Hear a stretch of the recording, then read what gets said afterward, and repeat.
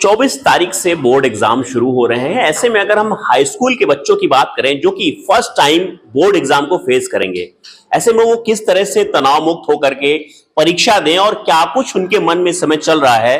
बेटा क्या नाम है आपका? मेरा नाम नाजमीन। नाज़मीन, बेटा किस क्लास में आप? 10th क्लास में। फर्स्ट टाइम बोर्ड एग्जाम देने जा रही हो, तो इस समय क्या कुछ मन में चल रहा है? थोड़ा डर भी लग रहा है, थोड़ा जैसे क्या क्या नर्वसनेस हो रही है थोड़ी। किस चीज को लेकर के नर्वसनेस हो रही है? एग्जाम को लेकर कि कैसा आएगा, कैसे क्वेश्चन आएंगे उसमें, कैसे हम करेंगे, टाइम कैसे मैनेजमेंट करेंगे, इसी चीज के लिए है।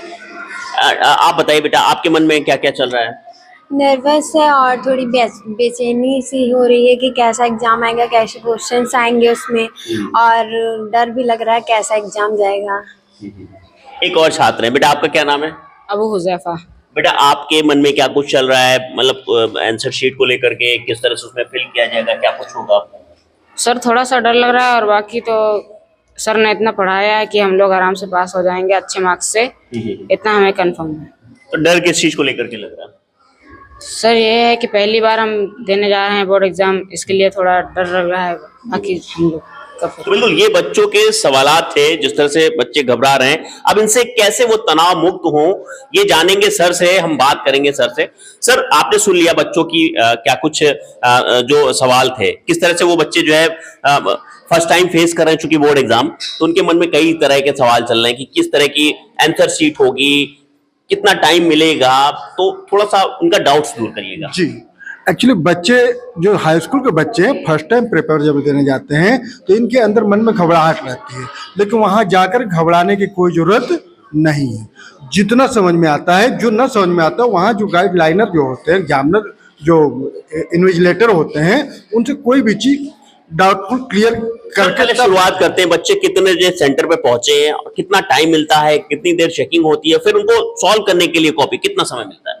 मैं तो बच्चे को आधा घंटा पहले सेंटर पे चले जाना चाहिए। सेंटर पे जाने के बाद पहले बच्चों की चेकिंग करके एंट्री की जाती है, फिर बच्चों को जाकर के आराम से फ्रेश होकर विदाउट टेंशन फ्री होकर बैठ जाना चाहिए। इसके बाद जब पेपर्स सबसे पहले कॉपी मिलेंगे, कॉपी पे अपना जो भी एंट्री फॉर्मेलिटीज भरने हैं उसको भर दे। जो ना समझ में आता है एकदम नीट क्लीन भरें, मतलब उसमें कोई वो नहीं होनी, ताकि कंप्यूटर उसको एक्सेप्ट कर ले। बस ये फर्स्ट टाइम ओएमआर सीट में पूरा भरा जाएगा, तो वो उसको किस तरह से भरे, क्या कुछ रखें उसमें ध्यान, सावधानी विशेष क्या? सावधानी ये है कि जो भी लिखे ओएमआर सीट में या जो भी नोट पे क्वेश्चन आंसर शीट में लिखे, उसमें कोई भी गलती नहीं होनी चाहिए। इसके बाद किस चीज का यूज करें, पेन का या पेंसिल का? पेन का, बॉल पॉइंट पेन। किस कलर का?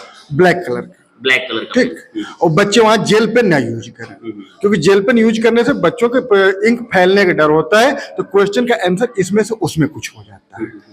और जो भी लिखे बिल्कुल टेंशन फ्री होगा। मिलेगा उनको? बच्चों को 3 घंटे का टाइम मिलता है, लेकिन बच्चे अगर पढ़ के गए हैं, अच्छे से प्रिपेयर हैं, तो 2 से 2.5 घंटे के अंदर बच्चे कर लेते हैं। और लास्ट मोमेंट में बच्चों को एक बार चेकआउट कर लेना चाहिए कि मैं कुछ गलत तो नहीं किया हूँ। अगर कुछ गलत है तो उसको पॉसिबिलिटी हो तो करेक्ट कर देना चाहिए।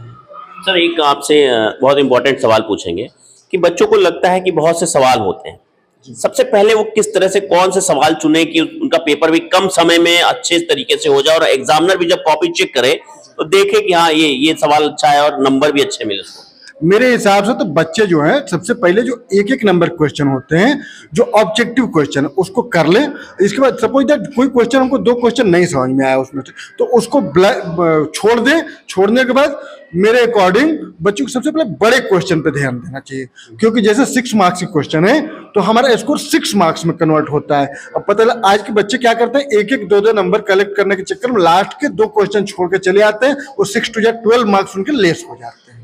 पहले बड़े क्वेश्चन। हाँ, तो अगर बच्चे 6 नंबर क्वेश्चन करते हैं, अगर एग्जाम में बच्चे कुछ भी लिखें तो सीधा देंगे तो 3 से 4 नंबर बच्चे मिलेगा। और 1 नंबर का बच्चा क्वेश्चन गलत कर देता है तो उसको पूरा काट के 0 कर दिया है। तो इसलिए बच्चे को 1 नंबर क्वेश्चन पहले नहीं उठाना चाहिए, अकॉर्डिंग टू मी। जी सर, अगर मैथ्स की बात करें, मैथ में किस तरह से वो कॉपी अपनी सॉल्व करेंगे ताकि उनको अच्छे नंबर मिले? हाँ, मैथ की बात रही तो मैथ में बच्चे कैलकुलेशन शो करें, ठीक, पीछे बैक साइड में कैलकुलेशन कर लें, या उसी में साइड में लाइन खींच करके साइड में कैलकुलेशन कर दें, अब बाद में नीट क्लीन उसको करते रहें। और फॉर्मूला जरूर यूज करें, क्योंकि फॉर्मूला नहीं लिखेंगे तो उनके मार्क्स कट कर दिए जाते हैं। सर एज ए टीचर बच्चों को तनाव मुक्त पेपर देने के लिए क्या कुछ विशेष ध्यान रखना चाहिए? सोने में, पढ़ने में क्या कुछ टाइमिंग रहनी चाहिए? क्या कुछ आपको लगता है? जी, एक्चुअली क्या है ना कि आजकल के बच्चे इतने प्रेशर में हो जाते हैं, उनको प्रेशर में नहीं रहना चाहिए। वो पूरी रात बैठ के जगने की कोशिश करते हैं कि हम पूरी रात पढ़ के जाएंगे तो हमारी पढ़ाई अच्छी से हो जाएगी, हम वहाँ करके चले आए। लेकिन ये तरीका बहुत गलत है। बच्चे को एटलीस्ट 6 घंटे की नींद पूरी करके ही पेपर देने जाना चाहिए। पहले रात में 6 बजे 6 घंटा सो लो, इसके बाद सुबह उठ करके 1 से 2 घंटा अगर आपको टाइम मिल गया तो उसको सरसरी निगाह से रिवीजन कर लीजिए, आराम से चलिए। बहुत बहुत शुक्रिया। बिल्कुल, तो यहाँ आपने सुना, उन बच्चों को भी सुना जो फर्स्ट टाइम बोर्ड एग्जाम देने जा रहे हैं, क्या कुछ उनके मन में चल रहा है, और वहीं जो एक्सपर्ट्स हैं उन्होंने बताया कि किस तरह से बच्चों को तनाव मुक्त होकर के परीक्षा देना चाहिए। लखनऊ से इंडिया न्यूज के लिए जय शुक्ला।